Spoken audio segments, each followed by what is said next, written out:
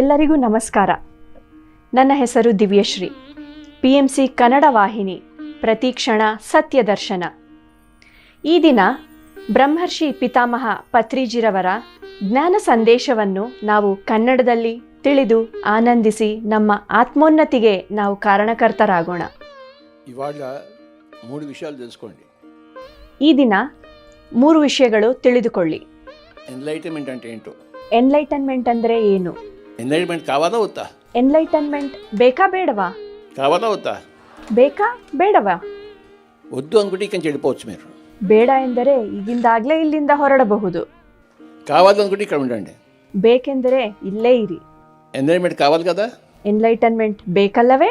కావాలి అనుకుంటే 3 విషయాలు కావాలి. ಎನ್ಲೈಟನ್ಮೆಂಟ್ ಬೇಕೆಂದರೆ 3 ವಿಷಯ ಇರಲೇಬೇಕು. ఎన్ని విషయాలు? ಎಷ್ಟು ವಿಷಯ? చెప్పాలా వద్దా? ಹೇಳಬೇಕಾ ಬೇಡವಾ? చెప్తే మరి మీకు కష్టం అనిపిస్తే? ಹೇಳಿದಾಗ ನಿಮಗೆ ಕಷ್ಟ ಎನಿಸಿದ್ರೆ? ఎవరికైనా ఎన్లైటన్మెంట్ కావాలి అంటే 3 విషయాలని ఎదుర్కోవాలి, 3 విషయాలని కోరుకోవాలి. ಯಾರಿಗಾದರೂ ಎನ್ಲೈಟನ್ಮೆಂಟ್ ಬೇಕೆಂದಾಗ 3 ವಿಷಯವನ್ನು ನಾವು ಎದುರಿಸಲೇಬೇಕು, ತಿಳಿದುಕೊಳ್ಳಲೇಬೇಕು. 3 ವಿಷಯಗಳನ್ನು ನಾವು ಕೋರಿಕೊಳ್ಳಬೇಕು. ఏమిటా 3 విషయాలంటే? ಯಾವ 3 ವಿಷಯವೆಂದರೆ? నేను ఒక్కొక్కటి చెప్తాను, మీరు గట్టిగా చెప్పాలి. ನಾನು ಒಂದೊಂದನ್ನು ಹೇಳುತ್ತೇನೆ, ನೀವೆಲ್ಲರೂ ಜೋರಾಗಿ ಹೇಳಿ. నష్టము, ನಷ್ಟ, కష్టము, ಕಷ್ಟ, అవమానము. ಅವಮಾನ. ఇప్పుడు చెప్పండి. ಈಗ ಹೇಳಿ. మళ్ళీ చెప్పండి. ಮತ್ತೆ ಹೇಳಿ. ఈ 3 ఎవరికైతే పుష్కలంగా లభిస్తాయో వాడికి పుష్కలంగా ఎన్లైటన్మెంట్ వస్తుంది. వాడికి ಇದು 3 ಯಾರು ಸಮೃದ್ಧಿಯಾಗಿ ಬಯಸುತ್ತಾರೋ ಅವರಿಗೆ ಸಂಪೂರ್ಣ ಎನ್ಲೈಟನ್ಮೆಂಟ್ ದೊರೆಯುತ್ತದೆ. ఎన్ని? ಎಷ್ಟು? ఏమిటవి? ಯಾವುವವು?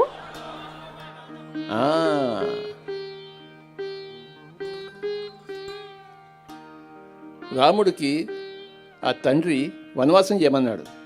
అది కష్టం కాదా? నష్టం కాదా? అవమానం కాదా? కానీ ఏం చేశాడు ఆయన?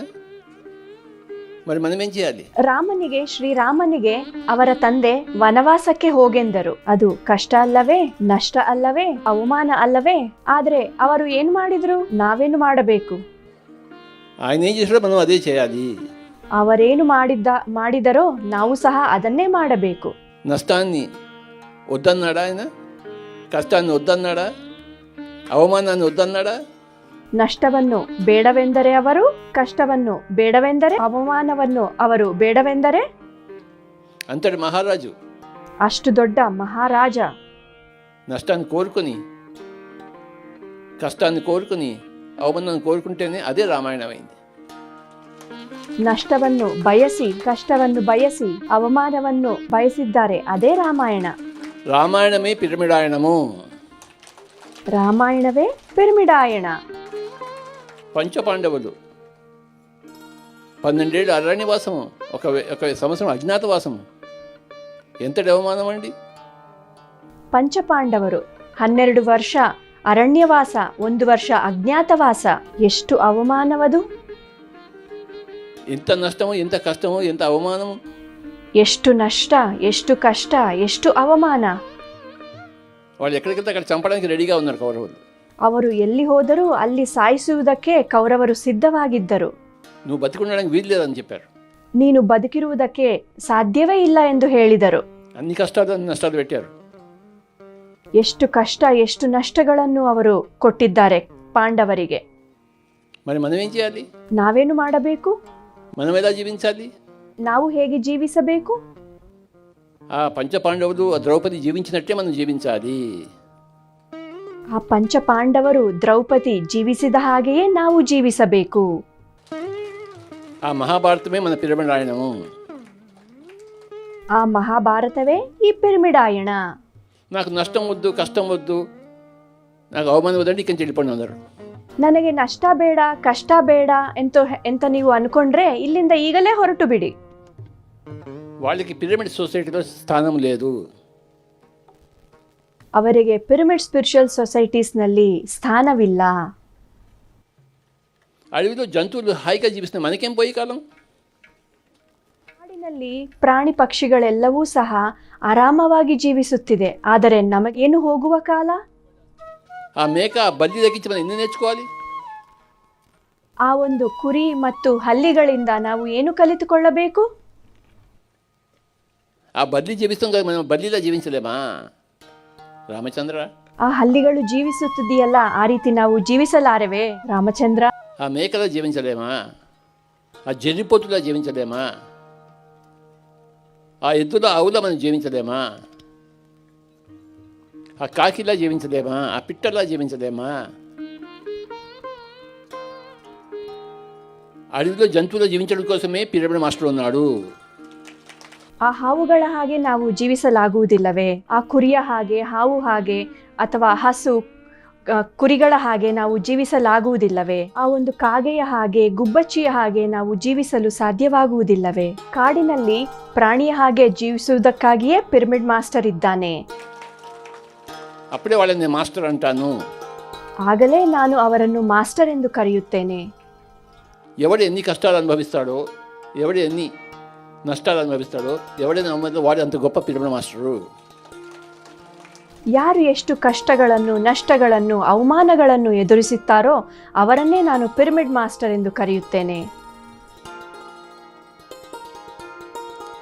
ఎన్ని కష్టాలు వచ్చినా, ఎన్ని నష్టాలు వచ్చినా, ఎన్ని అవమానాలు వచ్చినా నువ్వు ఆత్మహత్య చేసుకోకూడదు, ఇంకోటి చెప్పకూడదు. అంతే, రెండు పాయింట్లు.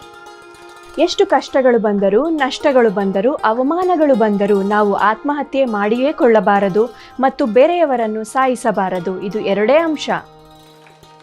ఇంకోని చంపకుండా, నిన్ను నువ్వు చంపుకోకుండా ఏవైనా చేసుకో. ಇನ್ನೊಬ್ಬರನ್ನು ಸಾಯಿಸದೆ, ನಿನ್ನನ್ನು ನೀನು ಆತ್ಮಹತ್ಯೆ ಮಾಡಿಕೊಳ್ಳದೆ ನೀನು ಏನಾದರೂ ಮಾಡಿಕೊ. ఎన్ని కష్టాలైనా అనుభవించు, ఎన్ని నష్టాలైనా అనుభవించు, ఎన్ని అవమానాలు అనుభవించు. నువ్వు పిరమిడ్ మాస్టర్ కావాలంటే, నీకు ఎంజాయ్మెంట్ కావాలంటే ಎಷ್ಟು ಕಷ್ಟಗಳನ್ನಾದರೂ ನೀನು ಅನುಭವಿಸು, ಎಷ್ಟು ನಷ್ಟಗಳನ್ನಾದರೂ ಅಥವಾ ಎಷ್ಟು ಅವಮಾನಗಳನ್ನಾದರೂ ಅನುಭವಿಸು. ನೀನು ಎನ್ಲೈಟನ್ಡ್ ಆಗಬೇಕೆಂದರೆ, ಪಿರಮಿಡ್ ಮಾಸ್ಟರ್ ಆಗಬೇಕೆಂದರೆ 5 ಕಂಡೀಷನ್ಸ್, 5 ಸೂತ್ರಗಳಿರುತ್ತವೆ. కష్టాన్ని స్వీకరించాలి, నష్టాన్ని స్వీకరించాలి, అవమానం స్వీకరించాలి, ఆత్మహత్య చేసుకోకూడదు, మర్డర్ చేయకూడదు. ಕಷ್ಟವನ್ನು ಸ್ವೀಕರಿಸಬೇಕು, ನಷ್ಟವನ್ನು ಸ್ವೀಕರಿಸಬೇಕು, ಅವಮಾನವನ್ನು ಸ್ವೀಕರಿಸಬೇಕು, ಆತ್ಮಹತ್ಯೆ ಮಾಡಿಕೊಳ್ಳಬಾರದು ಮತ್ತು ಯಾರನ್ನೂ ಸಹ ಸಾಯಿಸಲೇಬಾರದು. మర్డర్ చేయాలని అనిపిస్తుంది అందరినీ, ఎందుకు అనిపించదు? కానీ మర్డర్ చేయకూడదు. ಎಲ್ಲರನ್ನೂ ಸಾಯಿಸಬೇಕೆನ್ನಿಸುತ್ತದೆ, ಏಕನ್ನಿಸುವುದಿಲ್ಲ. ಆದರೂ ಸಹ ನಾವು ಮರ್ಡರ್ಸ್ ಮಾಡಬಾರದು, ಸಾಯಿಸಬಾರದು. అలాంటి కౌరవుల్ని అర్జునుడు అన్నాడు, ఈయన నా తాతగారు, ఈయన నా బ్రదర్, వీళ్ళని చంపి నేనేం బాగుపడతాను అన్నాడు. ಅಂತಹ ಕೌರವರನ್ನೇ ಅರ್ಜುನ ಹೇಳಿದ, ಇವರು ನನ್ನ ತಾತ, ಇವರು ನನ್ನ ಸಹೋದರರು, ಇವರನ್ನು ನಾನು ಸಾಯಿಸಲಾರೆ ಎಂದು ಹೇಳಿದ. మర్డర్ చేయడానికి ఇష్టం లేదు అర్జునుడికి. ಅರ್ಜುನನಿಗೆ ಸಾಯಿಸುವುದು ಇಷ್ಟವಿಲ್ಲ. I don't want to murder అన్నాడు, నేను భిక్షాటం చేసుకుంటా అన్నాడు. కానీ కృష్ణుడు మర్డర్ చేయించాడు.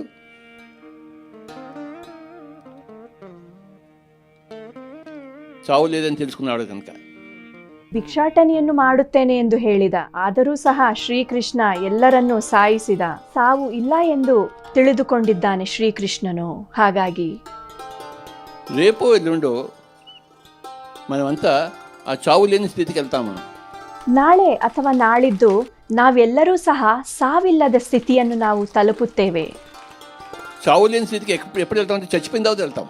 ಸಾವಿಲ್ಲದ ಸ್ಥಿತಿಗೆ ನಾವು ಯಾವಾಗ ತಲುಪುತ್ತೇವೆ? ಸತ್ತ ನಂತರವೇ ನಾವು ತಲುಪುತ್ತೇವೆ. చావు లేని స్థితికి ఎప్పుడు వెళ్తాం? మనం చచ్చిపోయిన తర్వాత వెళ్తాం. రేపో ఎల్లుండో మనంతా చచ్చిపోతున్నాము, చచ్చిపోయి చావు లేని స్థితికి వెళ్తాం. మనం ಸಾವಿಲ್ಲದ ಸ್ಥಿತಿಗೆ ನಾವು ಯಾವಾಗ ತಲುಪುತ್ತೇವೆ? ಸತ್ತ ನಂತರ ತಲುಪುತ್ತೇವೆ. ನಾಳೆ ಅಥವಾ ನಾಳಿದ್ದು ನಾವೆಲ್ಲರೂ ಸಾಯುತ್ತೇವೆ. ನಾವೆಲ್ಲ ಮರಣಿಸಿ ಮತ್ತು ಸಾವಿಲ್ಲದ ಸ್ಥಿತಿಗೆ ನಾವು ತಲುಪುತ್ತೇವೆ. అన్ని తెలుసుకున్నవాడు కనుక కృష్ణుడు అర్జునుడిని వాడందరూ మర్డర్ చేసేయని చెప్పాడు. ಅದನ್ನು ಶ್ರೀಕೃಷ್ಣ ತಿಳಿದುಕೊಂಡಿದ್ದಾಗನಿಂದಲೇ ಅರ್ಜುನನಿಗೆ ಅವರೆಲ್ಲರನ್ನೂ ಸಾಯಿಸು ಎಂದು ಹೇಳಿದ. చంపై నా కొడుకులను అన్నాడు. ಎಲ್ಲರನ್ನೂ ಸಾಯಿಸು ಅಂತ ಶ್ರೀಕೃಷ್ಣ ಅರ್ಜುನನಿಗೆ ಹೇಳಿದರು. చావే లేదు, ಮರಣವೇ ಇಲ್ಲ. ఏ నష్టము లేని, ఏ కష్టము లేని, ఏ అవమానం లేని స్థితికి నువ్వు చేరుకుంటావు. ఆ చేరుకునే లోపల నష్టాలన్నీ అనుభవించు, కష్టాలన్నీ అనుభవించు, అవమానాలను అనుభవించు. ಯಾವ ನಷ್ಟವೂ ಕಷ್ಟವೂ ಅವಮಾನವಿಲ್ಲದ ಸ್ಥಿತಿಗೆ ನೀನು ತಲುಪುತ್ತೀಯಾ? ಆ ಸ್ಥಿತಿಯನ್ನು ನೀನು ತಲುಪುವ ಮುನ್ನವೇ ಎಲ್ಲ ರೀತಿಯಾದಂತಹ ಕಷ್ಟಗಳನ್ನು, ನಷ್ಟಗಳನ್ನು, ಅವಮಾನಗಳನ್ನು ನೀನು ಅನುಭವಿಸು. చీమ కుట్టని, పాము కరవని చచ్చిపోదాం. So what? చచ్చిపోతే ఏమవుతుంది? చావులేని స్థితికి వెళ్తాం మనం. అక్కడ ఒక స్థితి ఉంది. ಇರುವೆ ಕಚ್ಚಲಿ, ಹಾವು ಕಚ್ಚಿ ಸಾಯಿಸಲಿ, ಹಾಗಾದರೇನು? So what? ಸತ್ತರೆ ಏನಾಗುತ್ತದೆ? ಮರಣವಿಲ್ಲದ ಸ್ಥಿತಿಗೆ ನಾವು ತಲುಪುತ್ತೇವೆ. ಅಲ್ಲಿ ಒಂದು ಸ್ಥಿತಿ ಇದೆ. చచ్చినా మనం చావము. ಸತ್ತರೂ ನಾವು ಸಾಯುವುದಿಲ್ಲ. గట్టిగా చెప్పండి. ಎಲ್ಲರೂ ಜೋರಾಗಿ ಹೇಳಿ. చెప్పట్లు కాదు, గట్టిగా చెప్పాలి. ಜೋರಾಗಿ ಹೇಳಿ. గట్టిగా చెప్పాలి. ಜೋರಾಗಿ ಹೇಳಿ. ఇంకెందుకు కష్టం? ಇನ್ನೇತಕ್ಕೆ ಕಷ್ಟ? ఇంకేముంది కష్టం అక్కడ? చావకపోతే కష్టమేముంది, నష్టమేముంది? చచ్చిపోతే కష్టం ఉంది, నష్టం ఉంది. మనం చావము కదా. ನಾವು ಮರಣಿಸುವುದಿಲ್ಲ ಎಂದಾಗ ಇನ್ನು ಕಷ್ಟ ಏನಿದೆ, ನಷ್ಟ ಏನಿದೆ? ಸತ್ತರೆ ಕಷ್ಟವಿದೆ, ನಷ್ಟವಿದೆ. ಆದರೆ ನಾವು ಸಾಯುವುದಿಲ್ಲವ? ಸತ್ತರೆ ಕಷ್ಟವಿದೆ ಮತ್ತು ನಷ್ಟವಿದೆ, ಆದರೆ ನಾವು ಸಾಯುವುದಿಲ್ಲವಲ್ಲ. మామూలుగా అందరూ ఆ చావు లేని స్థితిని చచ్చిపోయిన తర్వాత చేరుకుంటారు. కానీ నీకు ఆత్మజ్ఞానం ఉంటే, ఎన్లైట్మెంట్ ఉంటే, చచ్చిపోకముందే నువ్వు సాధిస్తావు దాన్ని. అది ఎన్లైట్మెంట్ అంటే. ಸಾಧಾರಣವಾಗಿ ಸಾವಿಲ್ಲದ ಸ್ಥಿತಿಯನ್ನು ನಾವು ಸತ್ತ ನಂತರ ತಲುಪುತ್ತೇವೆ. ಆದರೆ ಒಬ್ಬ ಆತ್ಮಜ್ಞಾನಿ ಬದುಕಿದ್ದಾಗಲೇ ಸಾವಿಲ್ಲದ ಸ್ಥಿತಿಯನ್ನು ಅವನು ತಲುಪುತ್ತಾನೆ. ಇನ್ನೇನಿದೆ ಕಷ್ಟವಲ್ಲಿ? ಸಾವಿಲ್ಲ, ಕಷ್ಟವಿಲ್ಲ ಮತ್ತು ನಷ್ಟವಿಲ್ಲ. ಸತ್ತರೆ ನಮಗೆ ಕಷ್ಟವಿದೆ, ನಷ್ಟವಿದೆ, ಆದರೆ ನಾವು ಸಾಯುವುದಿಲ್ಲವಲ್ಲ. ಅದು ಎನ್ಲೈಟನ್ಮೆಂಟ್ ಎಂದರೆ. నీ శరీరం చచ్చిపోకముందే నువ్వు చచ్చిపోవాలి. నేను అనేది అక్కడ ఉండకూడదు. నేను ఒకటే ఉండాలి. ನಿನ್ನ ಶರೀರ ಮರಣಿಸುವುದಕ್ಕಿಂತ ಮುಂಚೆಯೇ ನೀನು ಸಾಯಬೇಕು. ನಾನು ಎನ್ನುವುದು ಅಲ್ಲಿ ಇರಲೇಬಾರದು. ಮೇನು ಎನ್ನುವುದು ಮಾತ್ರವೇ ಇರಬೇಕು. మేను ఉంటూ నేను లేకుండా ఉండడమే ఎన్లైటన్మెంట్. ಮೇನು ಇದ್ದು ನಾನು ಎನ್ನುವುದು ಇಲ್ಲವಾದಾಗ ಅದುವೇ ಎನ್ಲೈಟನ್ಮೆಂಟ್. మేను తిరుగుతూ ఉంటుంది, నేను ఉండదు అక్కడ. ಮೇನು ಎನ್ನುವುದು ತಿರುಗುತ್ತಿರುತ್ತದೆ, ಸುತ್ತುತ್ತಿರುತ್ತದೆ, ಆದರೆ ನಾನು ಎನ್ನುವುದು ಇರುವುದಿಲ್ಲ. నేను అనేది చచ్చిపోయింది. ನಾನು ಎನ್ನುವುದು ಸತ್ತಿದೆ. చచ్చిపోయిన నేనుకి కష్టం ఏమిటి, నష్టం ఏమిటి, అవమానం ఏమిటి? ಸತ್ತಿರುವ ನಾನುಗೆ ಕಷ್ಟವೇನಿದೆ, ನಷ್ಟವೇನಿದೆ, ಅವಮಾನವೇನಿದೆ? బతుకున్న నేనుకి కష్టం ఉంది, నష్టం ఉంది, అవమానం ఉంది. చచ్చిపోయిన నేనుకి కష్టం ఏముంది, నష్టం ఏముంది, అవమానం ఏముంది? ಬದುಕಿರುವ ನಾನುಗೆ ಕಷ್ಟವಿದೆ, ನಷ್ಟವಿದೆ, ಅವಮಾನವಿದೆ. ಅದೇ ಸತ್ತಿರುವ ನಾನುಗೆ ಕಷ್ಟವೆಲ್ಲಿದೆ, ನಷ್ಟವೆಲ್ಲಿದೆ, ಅವಮಾನವೆಲ್ಲಿದೆ? ఇక్కడికి వచ్చి చచ్చిపోయిన వాళ్ళందరికీ నా యొక్క నమస్కారాలు. ಇಲ್ಲಿ ಬಂದು ಸತ್ತಿರುವ ಎಲ್ಲರಿಗೂ ಸಹ ನನ್ನ ಪ್ರಣಾಮಗಳು. మీరు కింద పడుకున్నా నాకేం నష్టం లేదు. మీ పాము కుట్టినా, మీరు చచ్చిపోయినా ఎవరు చావలేదు. ನೀವು ಇಲ್ಲಿ ಬಂದು ಕೆಳಗೆ ಮಲಗಿದರೂ ಅಥವಾ ಹಾವು ಕಚ್ಚಿದರೂ ಏನೇ ಆದರೂ ಸಹ ನನಗೇನು ನಷ್ಟವಿಲ್ಲ. అసలు నేనే లేదు ఇక్కడ. మేన్లన్నీ ఉన్నాయి అంతే. Only bodies are there. ಇಲ್ಲಿ ನಾನು ಎನ್ನುವುದು ಇಲ್ಲವೇ ಇಲ್ಲ, ಕೇವಲ ಮೇನುಗಳು ಮಾತ್ರವೇ ಇದೆ. నేను లేని మేనే ఎన్లైటన్మెంట్ అంటే. ನಾನು ಇಲ್ಲದ ಆ ಮೇನುವೇ ಎನ್ಲೈಟನ್ಮೆಂಟ್ ಎಂದರೆ. నేను నేను నేను నేను నాకు అవమానం జరిగింది, నాకు కష్టపెట్టారు, నాకు నష్టం జరిగిందంటే నాయన నువ్వు ఇంకా 10 జన్మలు ఎత్తుతావు గ్యారంటీగా. ನಾನು ನಾನು ನಾನು ನನಗೆ ಕಷ್ಟಗಳು ಬಂದಿದೆ, ನನಗೆ ಅವಮಾನ ಆಗಿದೆ, ನನಗೆ ನಷ್ಟವಾಗಿದೆ ಎಂದಾಗ ಎನ್ಲೈಟನ್ಮೆಂಟ್ ನಿನಗಿನ್ನೂ ದೊರಕಿಲ್ಲ ಎಂದರ್ಥ. ಇನ್ನು ನೀನು 10 ಜನ್ಮಗಳಾದರೂ ನೀನು ಬರುತ್ತೀಯಾ ಎಂದರ್ಥ. నేను అనేది మాయమైపోతే, ఒక మేనులానే మనం తిరిగితే అదే ఎన్లైటన్మెంట్ అంటే. ನಾನು ಎಂಬುವುದು ಮಾಯವಾಗಿ ಮೇನು ಎಂಬುವುದರಲ್ಲಿ ನಾವು ತಿರುಗಾಡಿದಾಗ ಅದುವೇ ಎನ್ಲೈಟನ್ಮೆಂಟ್ ಎಂದರೆ. పిరమిడ్ స్పిరిచువల్ సొసైటీ మేమెంట్ ఉన్నది ఎన్లైటన్మెంట్ కోసమే ఉంది, ఇంక దేనికోసమూ లేదు. ಪಿರಮಿಡ್ ಸ್ಪಿರಿಚುವಲ್ ಸೊಸೈಟಿ ಮೂವ್ಮೆಂಟ್ ಎನ್ನುವುದು ಕೇವಲ ಎನ್ಲೈಟನ್ಮೆಂಟ್ಗಾಗಿಯೇ ಇದೆ, ಇನ್ನು ಯಾವುದಕ್ಕಾಗಿಯೂ ಇಲ್ಲ. నా దగ్గరికి ఎవరైనా వస్తారు, అందరూ వస్తుంటారు. ನನ್ನ ಬಳಿ ಸಾಕಷ್ಟು ಜನ ಬರುತ್ತಿರುತ್ತಾರೆ, ಎಲ್ಲರೂ ಬರುತ್ತಿರುತ್ತಾರೆ. స్వామీజీ మా అమ్మగారు చావు బతుకుల్లో ఉంది, మీరు ఏదైనా చేయాలి అంటారు. ಸ್ವಾಮೀಜಿ ನಮ್ಮ ತಾಯಿ ಸತ್ತು ಬದುಕುತ್ತಿದ್ದಾರೆ, ನೀವೇ ಏನಾದರೂ ಮಾಡಬೇಕೆಂದು ನನ್ನ ಬಳಿ ಬರುತ್ತಿರುತ್ತಾರೆ.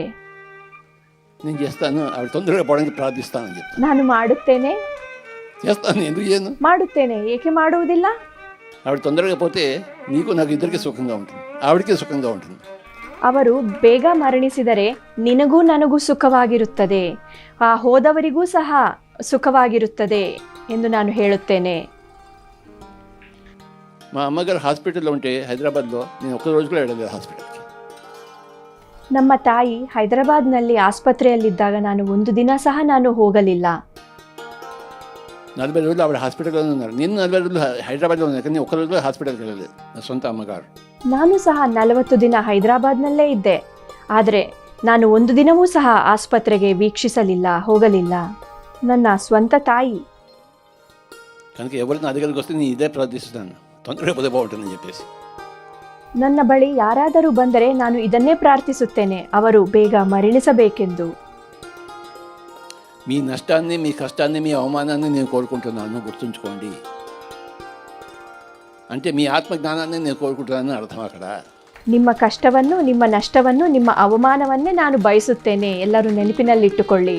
ಅಂದರೆ ನಿಮ್ಮ ಆತ್ಮಜ್ಞಾನವನ್ನೇ ನಾನು ಬಯಸುತ್ತೇನೆ ಎಂಬ ಅರ್ಥ ಅಲ್ಲಿ. ఈ పిప్పటి ప్రసాద్ ఎప్పుడు అదే స్టోరీ చెప్తున్నాడు, నేను కొట్టినట్టు. ఎన్నిసార్లు చెప్తావు నేను కొట్టినట్టు స్టోరీ? ಈ ಪಿಪ್ಪಳ ಪ್ರಸಾದ್ ರವರು ಯಾವಾಗಲೂ ಅದೇ ಕಥೆಯನ್ನು ಹೇಳುತ್ತಿರುತ್ತಾರೆ, ನಾನು ಹೊಡೆದನೆಂದು. ಎಷ್ಟು ಬಾರಿ ಹೇಳುತ್ತೀರಾ ನಾನು ನಿಮಗೆ ಹೊಡೆದೆನೆಂದು? నా దగ్గరికి ఎవడెవడే వస్తాడు వాళ్ళందరికీ నష్టాలే, కష్టాలే, అవమానాలే, గుర్తుంచుకోండి.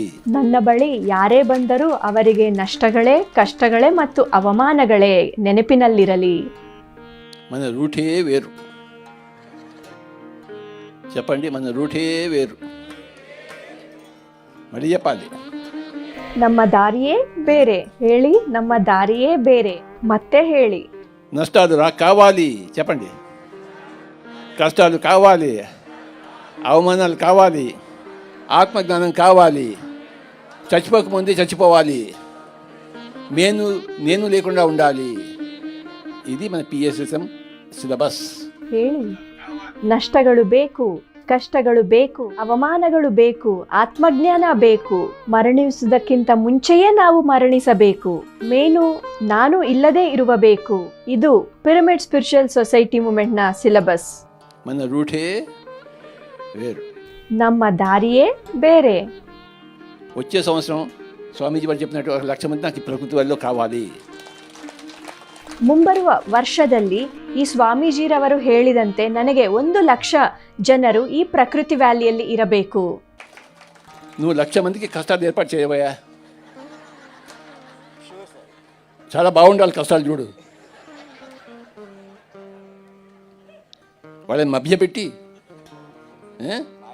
మాయ చేసి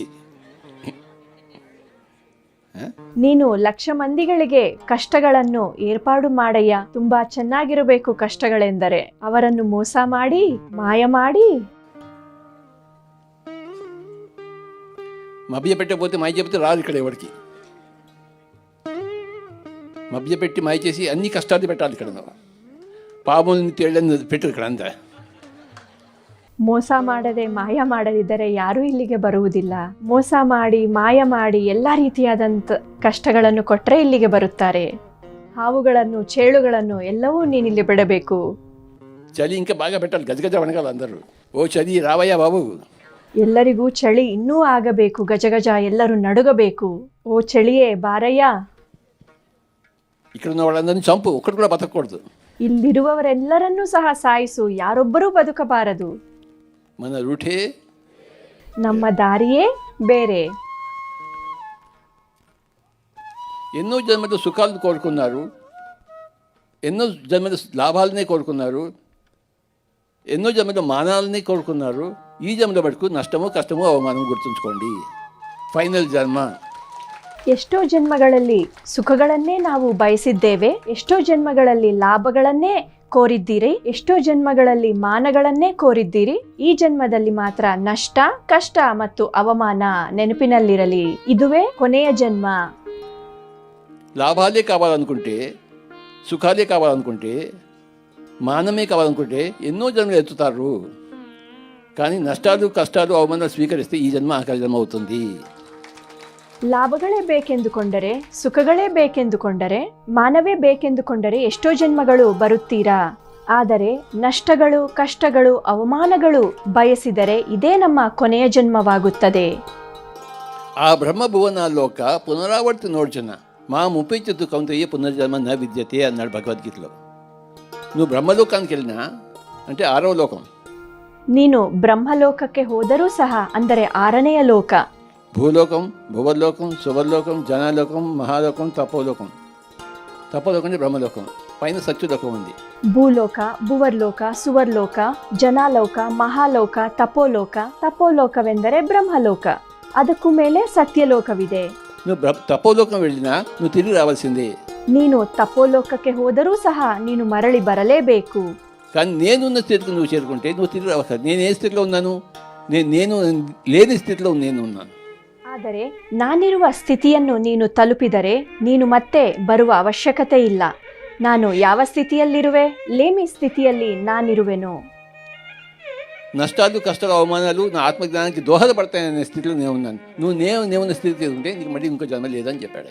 ನಷ್ಟಗಳು, ಕಷ್ಟಗಳು, ಅವಮಾನಗಳು ನನ್ನ ಆತ್ಮಜ್ಞಾನಕ್ಕೆ ಸಹಾಯವಾಗುತ್ತದೆ ಎಂಬ ಸ್ಥಿತಿಯಲ್ಲಿ ನಾನಿರುವೆನು. ఆ బ్రహ్మభువనాల్లోక పునరావర్తన వచ్చిన మా ముప్పెచ్చుతు కౌంతే, కానీ ఓ కుంతిపుత్రుడా, నేనున్న స్థితికి నువ్వు చేరుకుంటే నీకు పునర్జన్మ లేదు. ಓ ಕುಂತಿಪುತ್ರ, ನಾನಿರುವ ಸ್ಥಿತಿಗೆ ನೀನು ತಲುಪಿದಾಗ ನಿನಗೆ ಮತ್ತೊಂದು ಜನ್ಮವಿಲ್ಲ ಎಂದು ಶ್ರೀಕೃಷ್ಣನು ಹೇಳಿದ್ದಾರೆ. ఈ మేనులో నేను లేదు, ఈ మేనులో నేను లేదు. ఇక్కడ ఉన్న మేనులన్నీ ఉన్నాయి కానీ ఇక్కడ ఒక్కడు కూడా నేను లేదని నాకు తెలుసు. నాకు ಈ ಮೇನುವಿನಲ್ಲಿ ನಾನು ಎಂಬುದು ಇಲ್ಲ. ಇಲ್ಲಿ ಸಾಕಷ್ಟು ಜನ ಮೇನುಗಳಿದ್ದಾರೆ, ಆದರೆ ಇಲ್ಲಿ ಯಾರೂ ಸಹ ನಾನು ಎಂಬುವವರು ಇಲ್ಲವೇ ಇಲ್ಲ ಎಂದು ನನಗೆ ತಿಳಿದಿದೆ. ఒకవేళ నేను అనేది ఉండి ఉంటే ఈ మేనులో ఆ నేను ఇక్కడికి వచ్చి ఉండేది కాదు. ಒಂದು ವೇಳೆ ಈ ಮೇನುವಿನಲ್ಲಿ ನಾನು ಎಂಬುದು ಇದ್ದಿದ್ದರೆ ಇಲ್ಲಿಗೆ ಬರಲು ಸಾಧ್ಯವಾಗುತ್ತಿರಲಿಲ್ಲ. ఎందుకంటే ఇక్కడ అన్ని కష్టాలు, నష్టాలు, అవమానాలే. ಏಕೆಂದರೆ ಇಲ್ಲಿ ಎಲ್ಲವೂ ಸಹ ಕಷ್ಟಗಳು, ನಷ್ಟಗಳು ಮತ್ತು ಅವಮಾನಗಳೇ. నాకు వచ్చే సంవత్సరం 1,00,000 మంది కావాలి. అవి నువ్వు బాగా మభ్యపెడతావు, నాకు తెలుసు నీ సంగతి.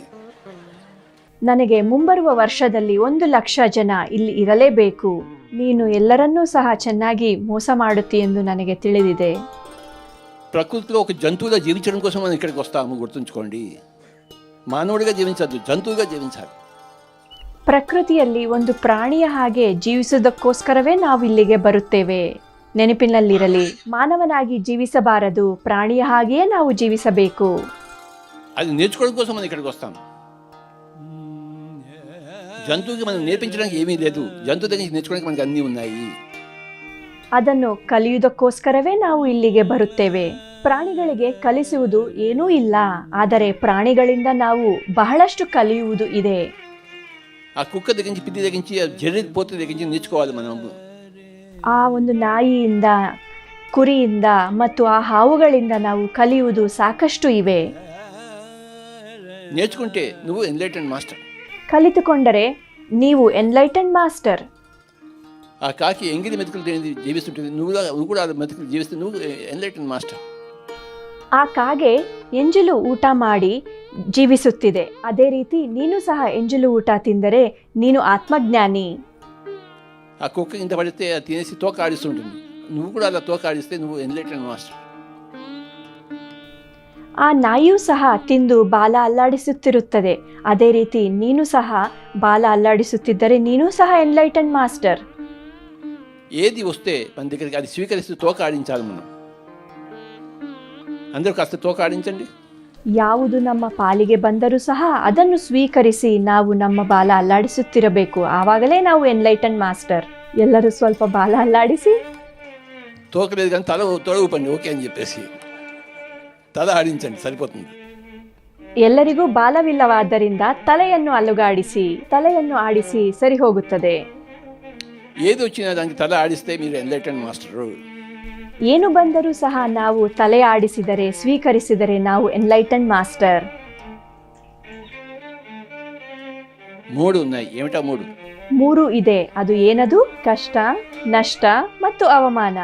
మరి చెప్పండి. ಮತ್ತೆ ಹೇಳಿ. ಕಷ್ಟ, ನಷ್ಟ ಮತ್ತು ಅವಮಾನ. కరెక్ట్. ಅದುವೇ ಸರಿ. మీరందరూ పాస్ అయిపోయారు. 3 కరెక్ట్గా చెప్పారు. ನೀವೆಲ್ಲರೂ ಪಾಸ್ ಆಗಿದ್ದೀರಾ, 3 ಸರಿಯಾಗಿ ಹೇಳಿದ್ದೀರಾ. అది 5 యు ఆర్ రైట్. 3 + 2. 5 ನೀವು ಸರಿ. 3 + 2. ఆత్మహత్య చేసుకుందామా? ಆತ್ಮಹತ್ಯೆ ಮಾಡಿಕೊಳ್ಳಬೇಕೆ? జగపతి రాజుని మర్డర్ చేద్దామా? వీళ్ళందరికీ నేను మర్డర్ చేయాలనే ఉందే. ಈ ಜಗಪತಿ ರಾಜವರನ್ನು ಸಾಯಿಸಬೇಕೆ? ಇವರೆಲ್ಲರಿಗೂ ನಿನ್ನನ್ನು ಸಾಯಿಸಬೇಕೆಂದಿದೆ. నువ్వు ఇంత మభ్య పెట్టావని చెప్తున్నారు. ఆయన మర్డర్ చేద్దామా? ನೀವು ಇಷ್ಟೆಲ್ಲ ಮೋಸ ಮಾಡಿದ್ದೀರೆಂದು ಇವರನ್ನು ಸಾಯಿಸೋಣವೇ? గడ్డంగాని మర్డర్ చేస్తారా? ಈ ಗಡ್ಡದವರನ್ನು ಸಾಯಿಸಬೇಕೆ? అయ్యా, నో ఆత్మహత్య, ಆತ್ಮಹತ್ಯೆ ಬೇಡ. నో మర్డర్, ఎస్ నష్టము, ఎస్ కష్టము, ఎస్ అవమానము. ఇది 5 point formula. No murder, no ಆತ್ಮಹತ್ಯೆ, ಎಸ್ ಕಷ್ಟ, ಎಸ್ ನಷ್ಟ, ಎಸ್ ಅವಮಾನ. ಇದು 5 ಪಾಯಿಂಟ್ ಫಾರ್ಮುಲಾ. దేనికి? ఆత్మజ్ఞానానికి. ಯಾವುದಕ್ಕೆ? ಆತ್ಮಜ್ಞಾನಕ್ಕೆ. ఎన్ని పాయింట్లు? ఫస్ట్ పాయింట్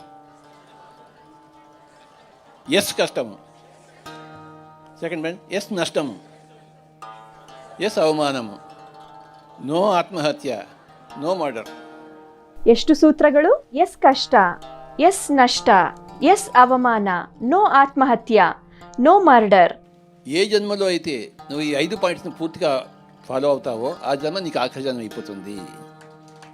ಯಾವ ಜನ್ಮದಲ್ಲಾದರೆ ಈ 5 ಅಂಶಗಳನ್ನು ನಾವು ಪೂರ್ತಿಗೊಳಿಸುತ್ತೇವೋ ಆವಾಗ ಅದು ನಮ್ಮ ಕೊನೆಯ ಜನ್ಮವಾಗುತ್ತದೆ.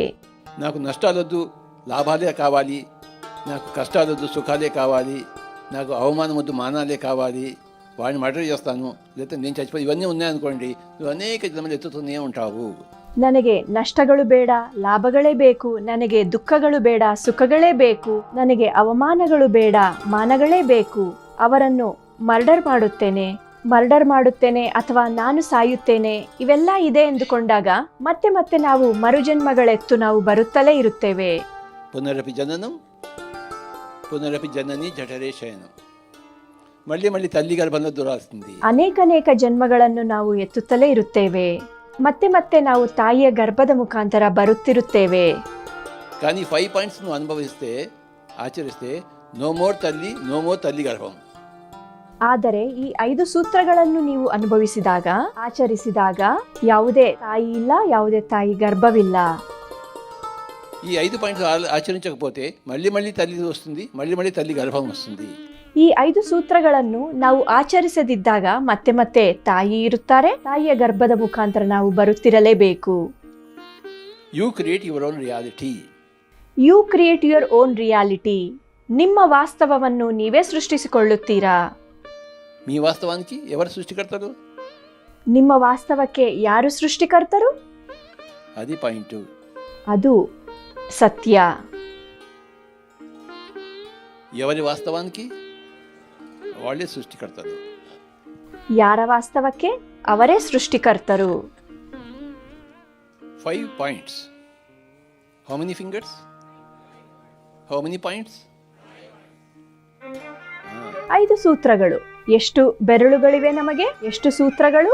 ఎవరైనా కంప్లైంట్ చేస్తే దేనికైనా, వాడు ఇంకా నష్టానికి రాజీ పడలేదు, వాడి కష్టానికి రాజీ పడలేదు అన్నమాట. ಯಾರಾದರೂ ಇನ್ನು ಕಂಪ್ಲೇಂಟ್ ಮಾಡಿದರೆ ಅವರು ಇನ್ನು ನಷ್ಟಕ್ಕೆ ರಾಜಿ ಪಡಲಿಲ್ಲ, ಕಷ್ಟಕ್ಕೆ ರಾಜಿ ಪಡಲಿಲ್ಲ. నష్టానికి రాజీ పడినవాడు, కష్టాన్ని కోరుకున్నవాడు ఎవరైనా కంప్లైంట్ చేస్తాడా?